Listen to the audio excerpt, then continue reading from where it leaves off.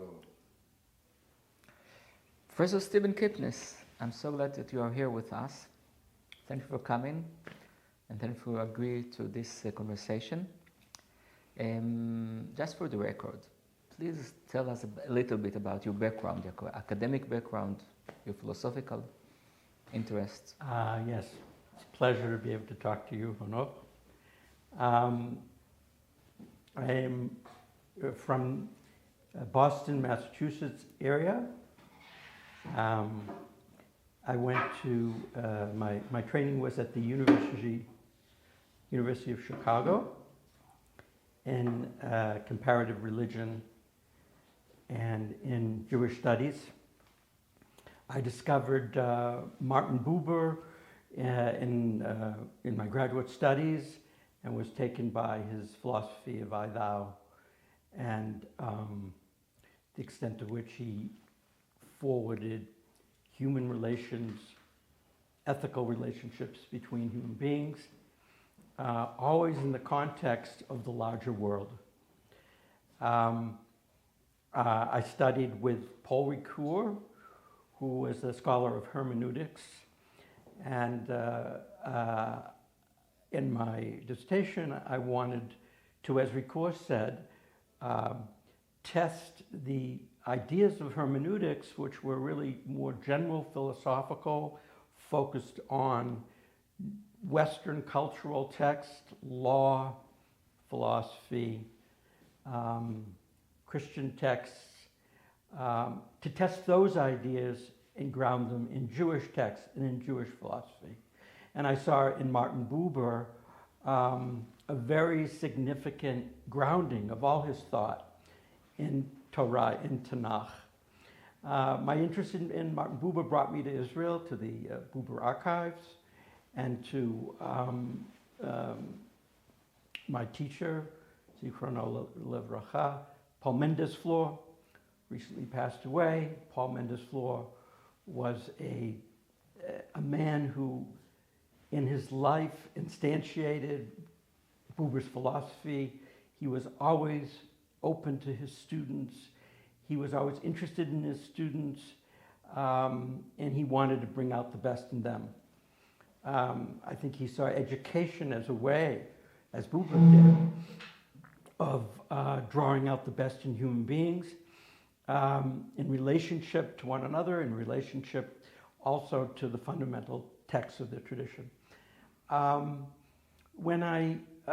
I moved to the university to teach in mainly liberal arts colleges in the United States, I became interested not only in Judaism and in Jewish texts, but in other texts of the Western tradition, certainly Christian texts. Eventually, I was also introduced to Muslim texts, to the Quran. I taught in a program which was basically about the roots of Western civilization. So there we regularly read Homer, we read Plato, Platonic dialogues, and we read Aristotle, we read Augustine. So all of these influences on me, I would say, from philosophy, from German philosophy, from the ancients, from Christianity and Islam, brought me to want to be involved in interfaith dialogue. And as you know, I was involved early on in the movement called scriptural reasoning, where we tried to ground all of philosophy and theology in the primary texts of the traditions, the Quran, Hebrew Bible, New Testament, and then also the commentary traditions, and to connect those to the philosophical traditions. And I have always seen philosophy as another lens, along with Midrash, rabbinic texts. Philosophy is another way of reading our primary texts of the Jewish tradition. Wow. I will share with you that your book about Buber is a fascinating book. Yes. I learned from it a lot, and the way you do the meaning of the text and the reading text, what is the meaning of reading text, it's amazing.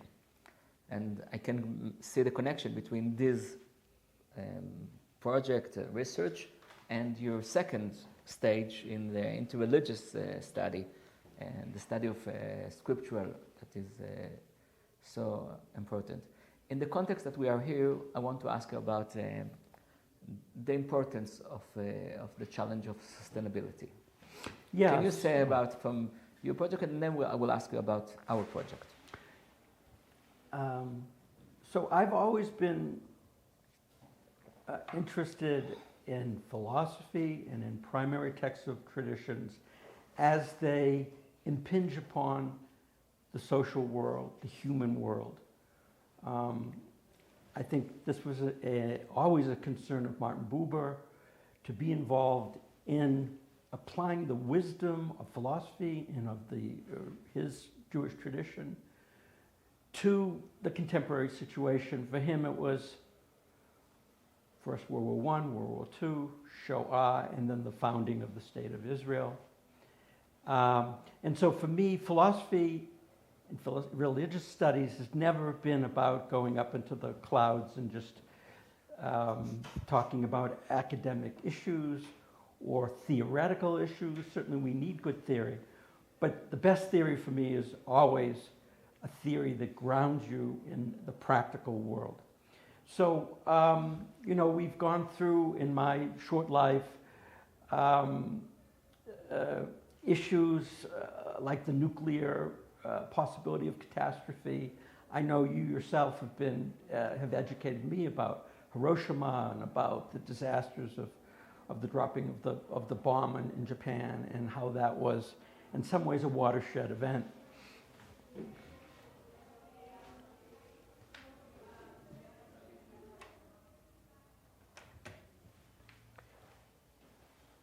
So the dropping of the atom bomb as a watershed event, as a kind of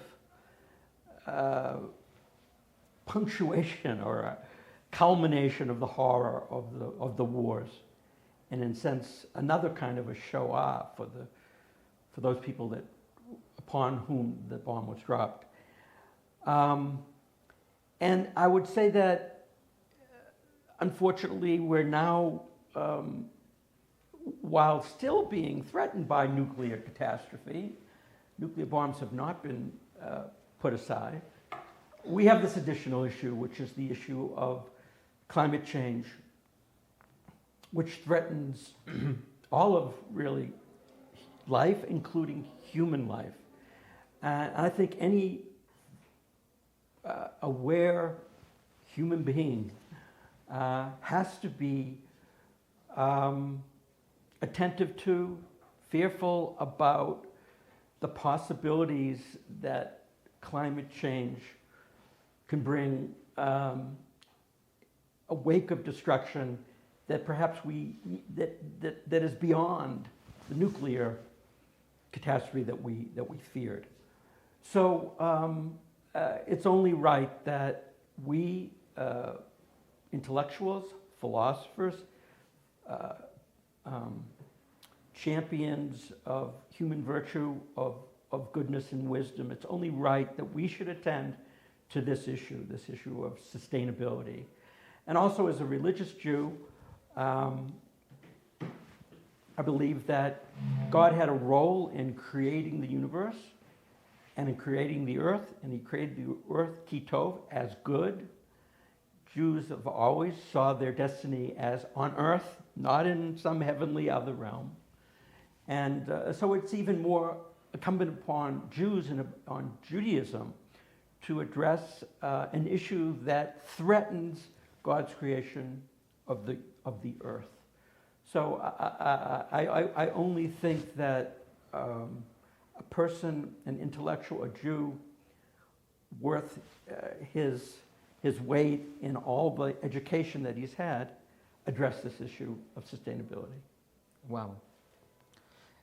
This is the time to thank you for joining the International Committee of Maayan Institute, and thank you so much for that. And I will ask you about your opinion, how we as Maayan Institute have to deal with the project that you mentioned, to talk about. Yes.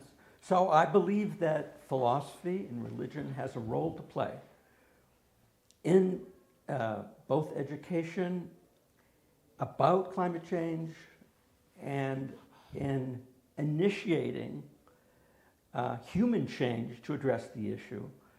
So I think the center, the Maayan Center, bringing together the wisdom of the philosophical traditions together with our religious traditions, beginning with Judaism, but also moving out to the other religions.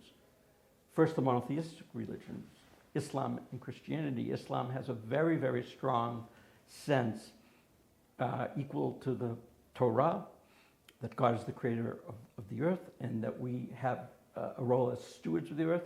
Christianity certainly has a similar view. So I think that one of the great things about the Maayan Center, as I understand it, is not only bringing together philosophers and Judaism and Jews, but also bringing together Christians, Muslims, even beyond that to the East. I know Miriam Feldmann-Kaye talks about partnership, and we all know that sustainability is a global problem. It's not just a problem for the United States or Israel. It's a global problem, and as you said, there's no escaping it. There's no place to go except on Earth. And if we're going to address the problem, we have to do it together in partnerships. We all have a particular contribution to make. Philosophers do, religious people do, Israelis do, Americans do, Europeans do, Chinese people do. We all have a role to play. And the idea of a partnership, I think, is really very, very apt for the moment, because we have thought of solving our problems by some unified global approach, whether that be purely scientific or at one point purely Christian. And we recognize, I think, in our world, we're in a plural world. We're all in this boat together, and we need to work together. So I very much like how the Maayan Center has reached out, first beyond religion and philosophy to scientists, social scientists, political figures, economic figures. I mean, the scope is really grand and fantastic. And at the same time, I'm also aware that you've reached out to Christians and Muslims, and you would certainly be open to all people, of all religions, Druze. I see Baha'i.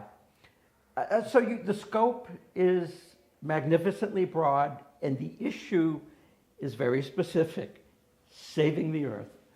It's in some ways a simple, and it sounds maybe idealistic, but it's true that the earth is in peril by our continual use of carbon fuels and our continual economic growth.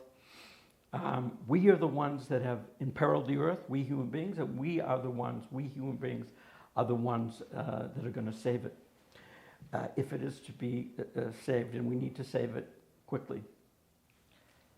It's short, but please. Yeah, and it's certainly one way that I've learned to address contemporary issues. One way that I've seen to bring people together around ethical issues is to return to Plato, who talked about the good. The good as some source of, an ultimate source of wisdom, ultimate source of virtue, ultimate source of thinking that aids bringing about the good life on earth. So Plato talked about it as the good, and by that he meant something pure, something real, something really real, because Plato was a metaphysician. But I think that we don't need to have a metaphysical notion of the good. It's something like we all experience as conscience, or children have the sense that's not fair. It's not fair. It's something that human beings intuitively, intrinsically have a sense of. And I think that, we talk about pluralism, but we do need also to talk about those things that unite us as human beings. And I think one of the things that unites us as human beings, one of the things that unites our religions, is this sense that there is something good about our thinking. There is something good about the earth upon which we live. There is something good about life. And we need to preserve life, and we need to take our thoughts of the good and bring it down into our actions on the earth. I really thank you so much for being with us, for this conversation, and for this important attitude. With Plato, with metaphysics, but the commitment to the good. So much. Thank you very much. Thank you.